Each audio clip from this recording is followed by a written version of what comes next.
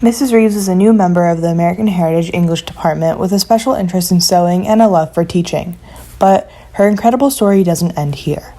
So I started sewing really early on. I was in middle school, I think, when I sewed my first garment, and it was a bathing suit from a 1960s pattern I found at a garage sale, and I sewed it on about a 75-year-old sewing machine that my great-grandmother had that I had to pedal by foot without electricity. My favorite thing about sewing is that I can make something totally unique and original that no one else will ever wear. It fits me because I tailor-made it myself with all the measurements, and I can escape like fast fashion and all that cheap-made trendy stuff that ends up at Goodwill in 6 months. It's really hard for me to balance my hobby of sewing with my job teaching because it used to be so easy before I had 2 kids and everything, and it was me, and I could do it all the time. But now it's a lot harder.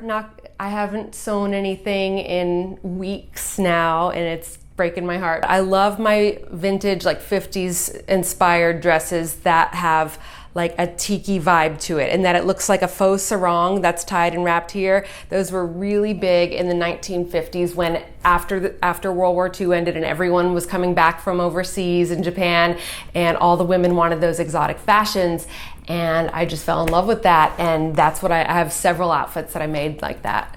Fashion styles can change as often as the weather, and keeping up with what's new can be as tiring as keeping up with 2 children.